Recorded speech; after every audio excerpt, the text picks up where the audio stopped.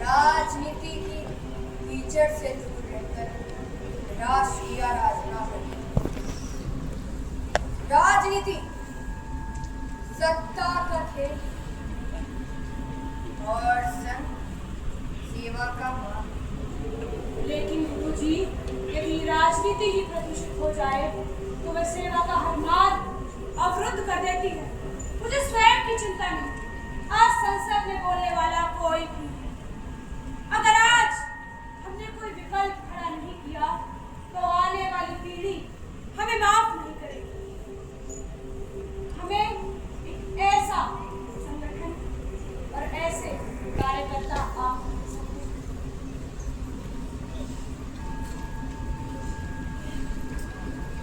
आपकी निष्ठा पर मुझे संदेह नहीं।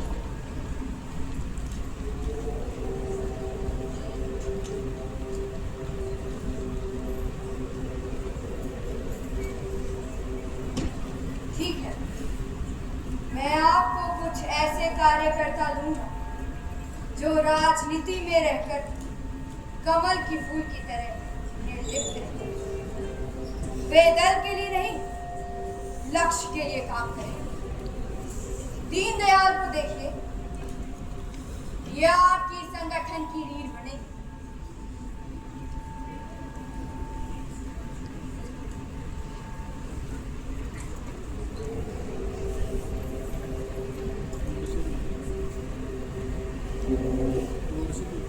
दीनदयाल जी, लोग मुझसे पूछ रहे हैं कि आखिर इस दल का क्या नाम होगा? क्या ये दल केवल हिंदू? डॉक्टर साहब, हमारा दल भारतीय होगा। जो व्यक्ति भारत की अखंडता में विश्वास रखता है, जो भारत की संस्कृति को अपनी विरासत मानता है, वह हमारा है। हम अंत्योदय की बात करेंगे, समाज के अंतिम व्यक्ति का निर्माण हम करेंगे। हम इसे भारतीय जनसंघ करेंगे। हमारा प्रतीक, हमारी पहचान, हमारा प्रतीक होगा दीपक, जो अंधेरे को चीर सके। अटल, इस दीपक की लौ को तुम्हें अपने शब्दों से पूरे देश में पहुंचाना होगा। लेकिन दीनदयाल जी, लोग हमें संघ की कठपुतली कहेंगे। डॉक्टर साहब, हमारा दल व्यक्ति केंद्रित नहीं, विचार केंद्रित होना चाहिए। ये दल केवल हिंदुओं का नहीं, बल्कि हर उस भारतीय का होगा जो भारत को एक राष्ट्र मानता है। अद्भुत, आपकी साथी ही इस दल की शक्ति बनेगी। पर इस सभा का अध्यक्ष कौन बनेगा? डॉक्टर साहब, आपने तो हिंदू महासभा में इतने वर्षों से कार्य किया है। मेरे अनुसार तो आपको ही इस दल का अध्यक्ष होना चाहिए। आप ही को बनना चाहिए।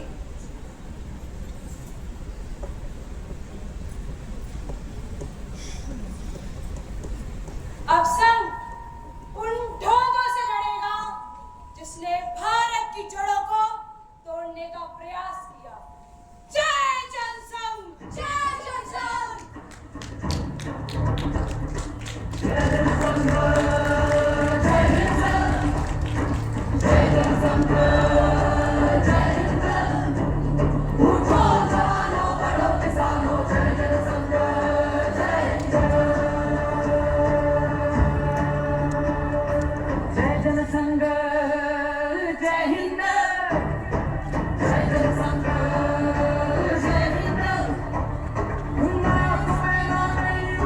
राष्ट्र को थमका लेकर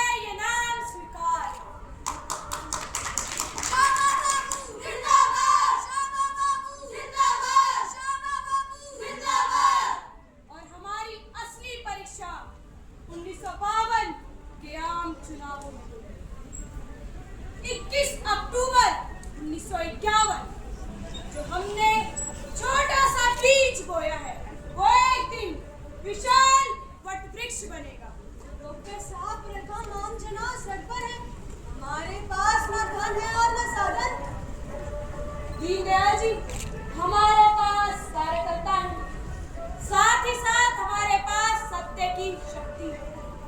मैं दक्षिण कलकत्ता से लड़ूंगा, लेकिन मेरी आत्मा पूरे भारत में घूमेगी।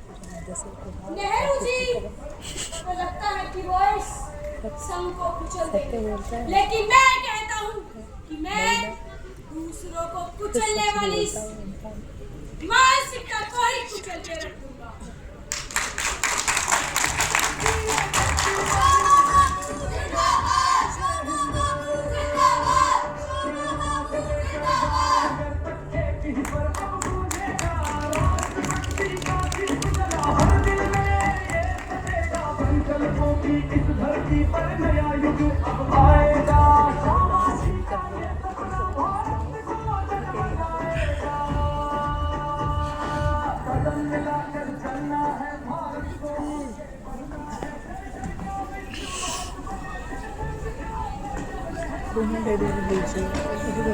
कोई ऊपर से वो आया है व्हाट्सएप करके नहीं है आएगा से आया मई 1905 स्वतंत्र भारत की पहली चुनी हुई संसद में नेहरू जी के पास प्रचंड बहुमत, लेकिन विपक्ष में एक ऐसा व्यक्ति बैठा था जिसका कद सत्ता की ऊंचाइयों से भी बड़ा था। उन्हें पहले के लिए विपक्ष का शेर कहकर बुलाते। वो केवल विरोध के लिए विरोध नहीं करते, वे सत्ता को उसकी मर्यादा याद दिलाते हैं।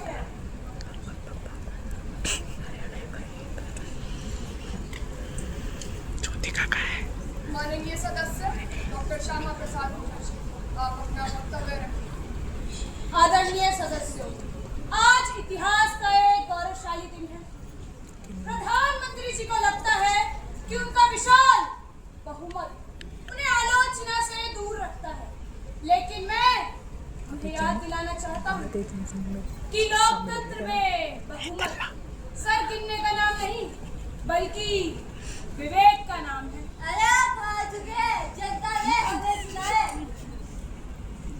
जीतना केवल सत्ता की प्राप्ति मात्र है, लेकिन आप निरंकुश तक नहीं हो सकते जब तक इस सदन में विपक्ष की आवाज।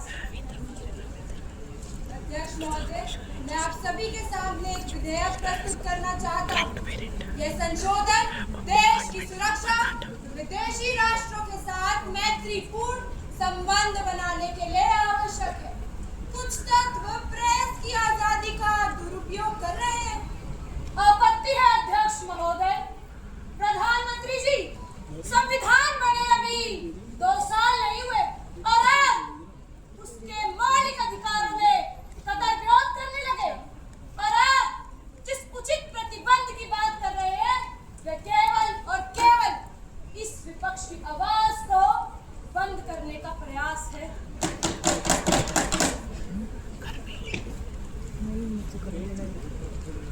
निर्मल, आप क्यों नहीं कुछ बोलते? अध्यक्ष महोदय, श्यामा बाबू ने बार-बार पूर्वी बंगाल के हिंदुओं के सुरक्षा का प्रश्न उठाया है, पर सरकार केवल आश्वासन दे रही है। अध्यक्ष जी, कश्मीर जल रहा है। शेख अब्दुल्ला ने उसे भारत से काट अपना एक निजी राष्ट्र बना लिया है, और वहां तुम भारत का झंडा तक नहीं लहरा पा रहा, और प्रधानमंत्री जी कहते हैं कि हम उसमें हस्तक्षेप ना कर सकते। प्रधानमंत्री जी, क्या यह सदन आपसे जान सकता है कि कश्मीर भारत का अंग है या शेख अब्दुल्ला की जागीर? बताइए, डॉक्टर मुखर्जी को यह समझना होगा कि कश्मीर की हालत नाजुक है। शेख अब्दुल्ला ने वादा किया है कि वे पाकिस्तान में ऐसा नहीं होने देंगे। आप वहां के सांप्रदायिक तत्वों को भड़का रहे हैं। प्रधानमंत्री जी, जब मैं अल्पसंख्यकों के मानवाधिकारों की बात करता हूँ तब आप उसे सांप्रदायिकता करारते हैं, लेकिन जब आप स्वयं वोट राजनीति करते हैं तो वे धर्मनिरपेक्षता बन जाती है। मित्र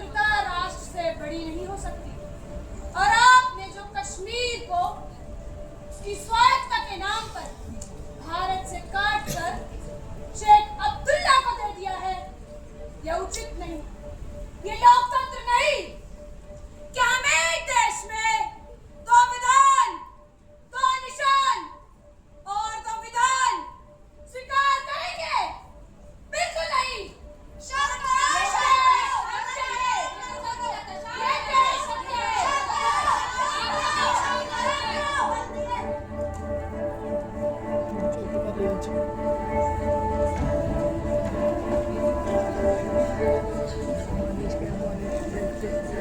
तेरी मनीष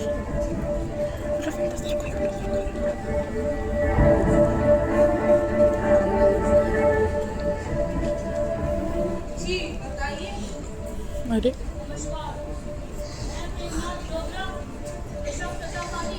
शेर का हाथ दुख रहा है, साथ चल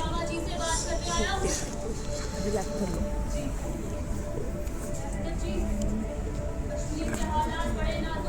रोमांटिक शेख अब्दुल्ला ने पूरे कश्मीर में तानाशाही बचा रखी है। उसने हमारे घर चीरे, हमारे मंदिर तोड़े और अब नीचे से निकल ही हमें मौन पलायन करने पर मजबूर कर रहा है। हमें पता चला कश्मीर में शेख अब्दुल्ला ने आतंक मचा रखा है, लेकिन आप लोग चिंतित ना हो, डॉक्टर साहब आपकी सहायता अवश्य करेंगे। आप हमें कश्मीर के मुद्दे के बारे में विस्तार से लगता है जैसे शेख अब्दुल्ला हम कश्मीरी पंडितों को रहने ही नहीं देगा। लगता है समाज हमारी सहायता करेंगे तो अवश्य करेंगे। आप निश्चिंत वैद्य जी, आखिर किस बारे में चर्चा हो रही है? डॉक्टर साहब, ये प्रेमनाथ डोगरा कश्मीर से अपनी स्थिति बता रहे हैं। डॉक्टर साहब, मैंने ब्रिटिश सेना में लड़कर अपनी टांग गंवाई, पर आज शेख हुकूमत ये कहती है कि मैं कश्मीर का स्थायी निवासी ही नहीं हूँ। साहब, उन्होंने मेरी पेंशन तक रोक दी, ये कहकर कि मैं डोगरा हूँ। साहब, ये कहाँ का न्याय है? साहब, ये कहाँ का न्याय है? नहीं बाबा, ये अन्याय केवल आपके साथ नहीं बल्कि हर भारतीय के साथ हो रहा है। तो कैमरा बंद नहीं करेगा तो हम कर रही है दोनों ने मजबूरी है कि नहीं? किसके लिए? संस्कृति का भी कहते हैं कि ये विशेष दर्जा है, लेकिन मैं कहता हूँ कि ये विभाजन की अगली कड़ी है। डॉक्टर साहब, शेख ने जम्मू के लोगों पर उर्दू थोप दी है और अब वहाँ हिंदी भाषा का अपमान किया जा रहा है। मैं इस अपमान का बर्दाश्त नहीं करूंगा। नेहरू जी भूल रहे हैं कि जम्मू और कश्मीर भी भारत के ही अंग है। शाबा बाबू, शेख अब्दुल्ला पूरे कश्मीर को पाकिस्तान बनाना चाहता है। उसने हमें पहले चुनाव क्षेत्र से बर्खास्त किया और अब तो हमारे कार्यकर्ताओं को भी जेलों में डाल रहा है। उसने हमारी भाषा, संस्कृति, धर्म सब कुछ छीन लिया और अब वो हमारे घरों में घुसकर हमारी बेटियों के साथ अन्याय कर रहा है। मैं पूछता हूँ, ये नरसंहार हम कब तक देखते रहेंगे? कब तक? क्या कश्मीर का कोई अस्तित्व नहीं? क्या कश्मीर और कश्मीरी पंडितों की बेबसी भारत सरकार को दिखाई नहीं पड़ती? पंडित जी, ये केवल आपके साथ नहीं, ये संपूर्ण भारत के साथ किया जा रहा है। नेहरू जी, इस मुद्दे को केवल शेख अब्दुल्ला की नजर से देखो। अटल, क्या तुमने नेहरू जी को पत्र भेजा? जी डॉक्टर साहब, लेकिन प्रधानमंत्री जी का एक ही जवाब है, वे शेख अब्दुल्ला के मामले में हस्तक्षेप नहीं करना चाहते और वे आपको कश्मीर जाने से भी रोकना चाहते हैं।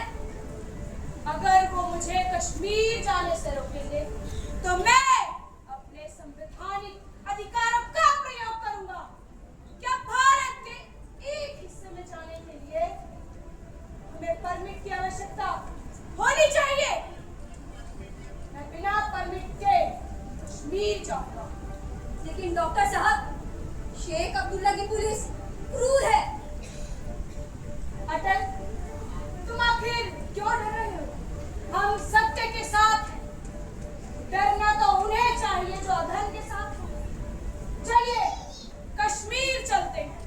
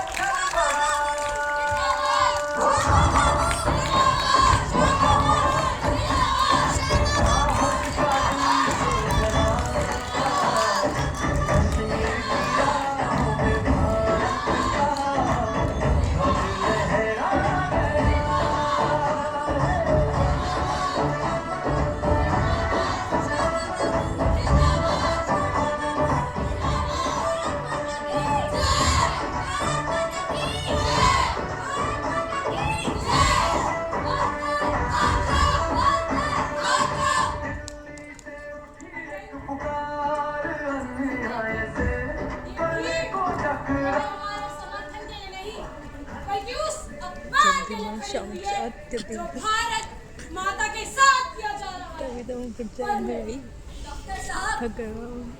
आज का दिन इतिहास के स्वर्णाक्षर में लिखा जाएगा, क्योंकि शेख अब्दुल्ला का काला कानून मैं बोलते दूर तक बिगड़ जाएगा। हिंदी की तो अटेंडेंस लग गई, बैग की मेरी। डॉक्टर मुखर्जी, और जबकि आज मैम आई है, सरकार की सीमाएं हमारी भी आई हुई है। होती है। यहाँ तक आपको कोई नहीं रोकेगा, लेकिन हमारी उनके कैसे उस है पार मुझे वहाँ पता ही नहीं मुझे। वहाँ वैसे शेख देखा अब्दुल्ला की मेरा फ़ोन में तो पुलिस वीडियो बन रही। धन्यवाद उपायुक्त। और सुना दी मैं हेलो करके भेज रखा है ग्रुप के अंदर। हेलो की लिख रही है वो सीआर है, पता है? अब हमारी बारी है। क्या आप सब सोनाली। तैयार हैं? हाँ? सोनाली सीआर वापसी है। का रास्ता। डैम भाई। डॉक्टर साहब, हम आपके विचारों के साथ हैं, आपकी छाया के साथ हैं। सीरियस में चलिए। सीरियस में सुनो खत्म इसलिए उसको ठीक है चलो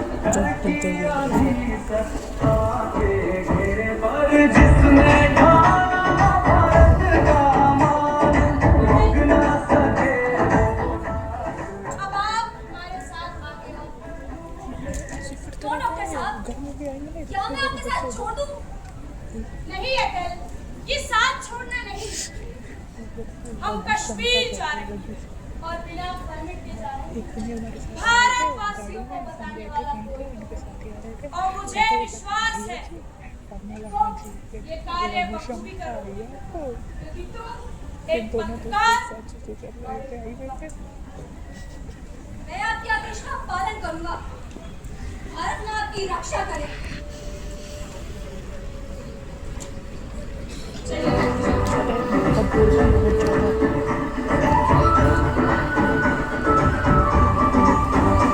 ओके डॉक्टर साहब, आपका परमिट कहाँ है? मेरा परमिट भारतीय होना मेरा परमिट है। क्या आपके पास ऐसा कोई कानून है जो मुझे कश्मीर के बॉर्डर से रोक सके? ये शेख अब्दुल्ला की सरकार है। पब्लिक सेफ्टी एक्ट के तहत आपको इस राज्य के लिए खतरा माना गया है। मैं आपको गिरफ्तार करता हूँ। देखिए वैद जी, आज हम आजाद भारत के उस हिस्से में खड़े हैं जहां भारत का संविधान ही एक अपराधी है। गिरफ्तार कीजिए। हम अपनी बात अदालत में रखेंगे।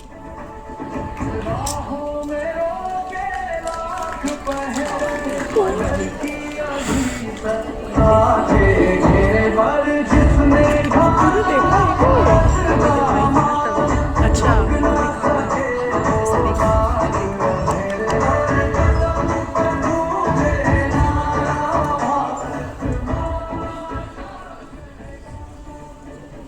वैद जी, ये दीवारें ठंडी तो है, लेकिन ये मुझे डराती नहीं, बल्कि कुछ सोचने को मजबूर करती है। मैंने नेहरू जी को पत्र लिखा था। क्या चुने हुए सांसद के साथ ये व्यवहार उचित है? बिल्कुल नहीं डॉक्टर साहब, आप बैठ जाइए। भ्रमण ना करने के कारण लेकिन तो दो तुम्हारा बार पड़ेगा। पैर बहुत दर्द कर रहा है जी।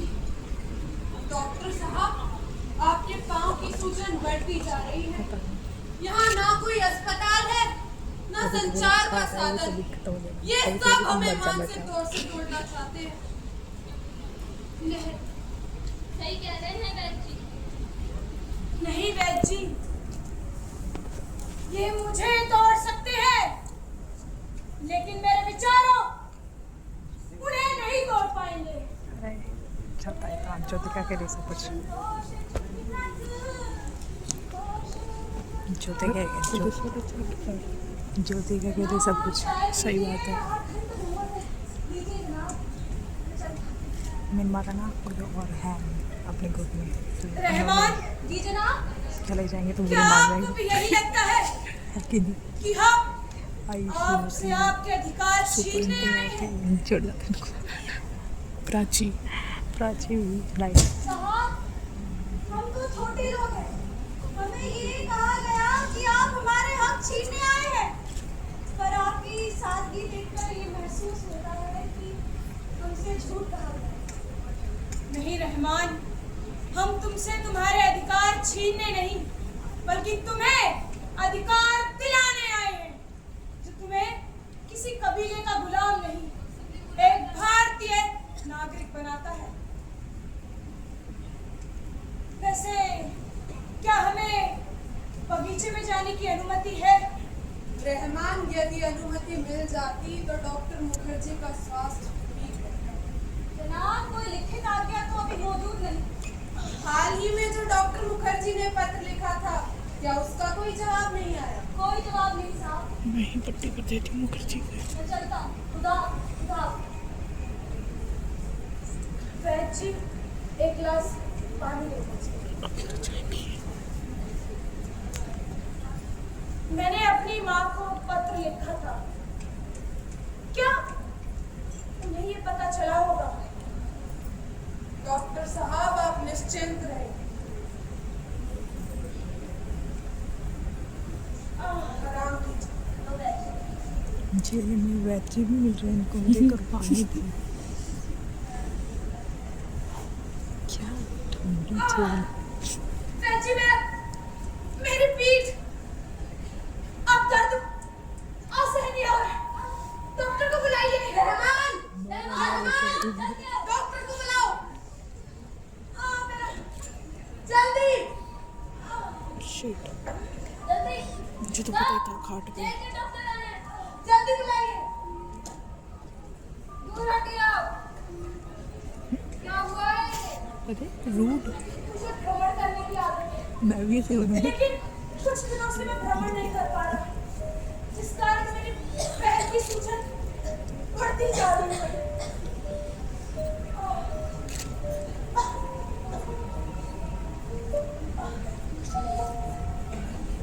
तरीके से भी डॉक्टर मुझे तो ये नहीं पता। ये भी तो लंग चेक कर रहा है। देखिए, इंट्रो इन्हें सूखी प्लूरेसी है। क्या है? सूखी फ्लोरोसी है। बताइए क्या होता है यार? इन्हें ये पाउडर है, अब दिख इसे रहा दिन में 2 दफा दीजिएगा, और यदि फिर भी आराम न आए तो इन्हें अस्पताल पाउडर का मैंडेट ज़्यादा लग रही है। कुकिंग वैद्य जी, इस पाउडर की जरा जांच कीजिए। एक जग पानी लो। जहर तो नहीं है।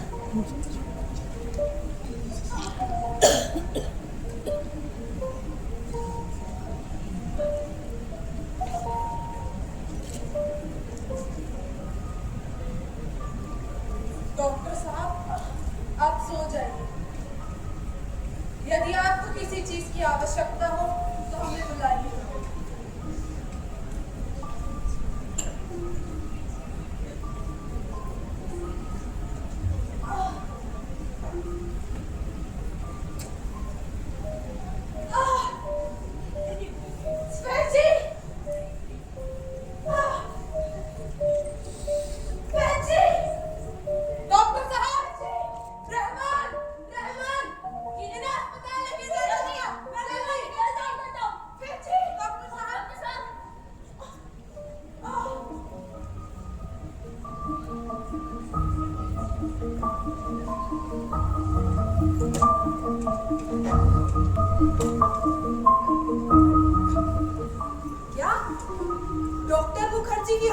गंभीर है, उन्हें तुरंत विशेषज्ञ डॉक्टर क्यों नहीं दिया गया?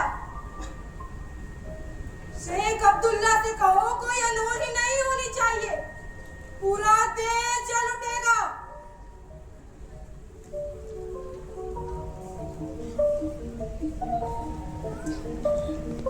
प्रधानमंत्री जी, मुझे श्रीनगर जाने की अनुमति दीजिए। डॉक्टर साहब खतरे में हैं और आपने उन्हें वहां के इलाज छोड़ा क्यों है? कानून अपना काम कर रहा है, हम स्थिति पर नजर रखे हुए हैं। कानून? जब एक देश का जननायक अस्पताल में तड़प रहा है, तभी आपका कानून कौन है?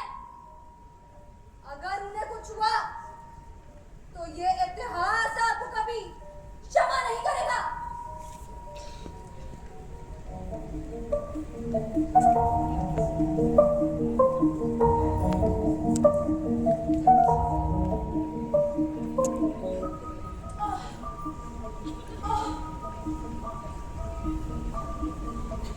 इनकी हालत बहुत गंभीर है, इनकी प्लूरिसी बढ़ती जा रही है, इन्हें स्ट्रेप्टोमाइसिन देना होगा।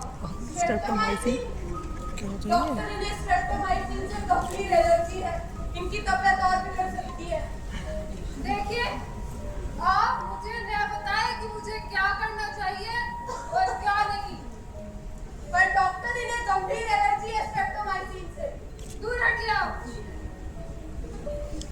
डॉक्टर जी, मुझे मेरे पारिवारिक डॉक्टर ने इस इंजेक्शन के लिए मना किया है। देखिए मुखर्जी, आजकल की मेडिकल साइंस ने तो इतनी तरक्की कर ली है, आपको कुछ नहीं होगा। पर डॉक्टर साहब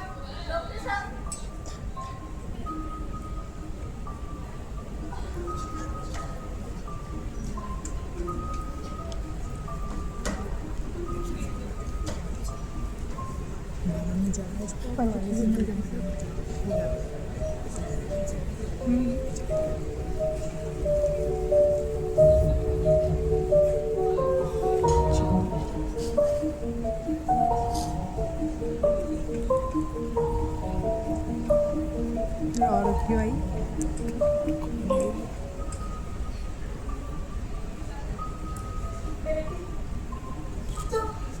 तुम इतनी उदास क्यों हो? क्या यही शेर सोने वाला है? मुझे यहाँ नहीं आना चाहिए था। आपके बारे में चिंतित है। मेरे आपके लिए डरे हुए हैं। दिल तो हर रोज मारता है, लेकिन मौत तो केवल एक बार मारती।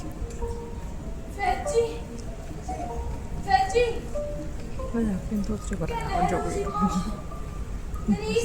हालत के बारे में पता चला होगा।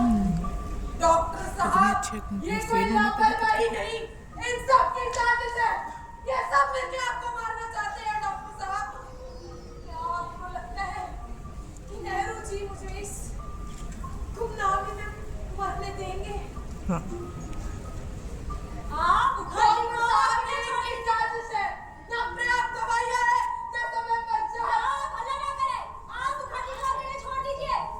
हम डॉक्टर मुखर्जी को छोड़कर कहीं नहीं जाएंगे। कोई साजिश नहीं, आप उठे और यहाँ से चले। मैं डॉक्टर मुखर्जी को छोड़कर कहीं नहीं जाऊंगा। आप यहाँ से चलते हैं कि नहीं? बेची, चले। डॉक्टर साहब, हम आपके साथ हैं।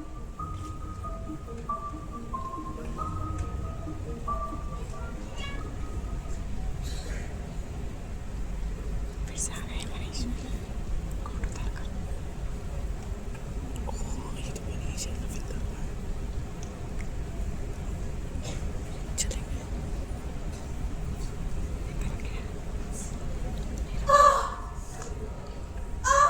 अब मर गया। हार्ट में दर्द, मर गया। बेची, बेची, बेची, बेची।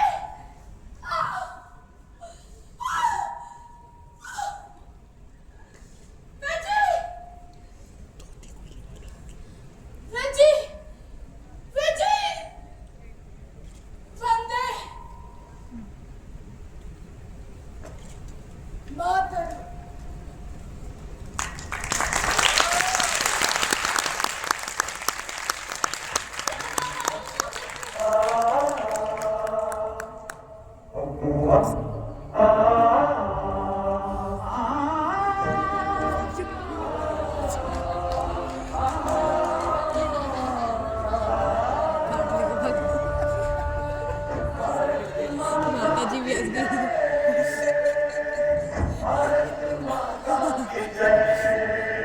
एक देश एक विधान एक निशान एक प्रधान भारत माता की जय वो श्यामा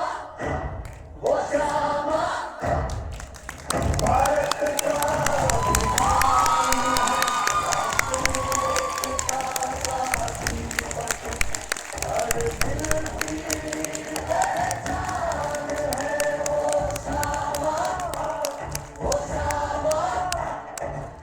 जनमन की ये पुकार एक देश एक विधान दिख रहा है ज्योति को और ज्योति को दिख रहा है हम किधर है हाय करो अरे प्राउड पेरेंट अरे हाय लेकर कश्मीर तक एक ही स्वर स्माइल कर गूंज ज्योति का रहा इतने कैरेक्टर में भारत माँ की जय बोलो हर दिल आज पूछ रहा एक ध्वज के नीचे आकर हम सब साथ खड़े हैं श्यामा जी का स्वप्न यही भारत सदा एक रहे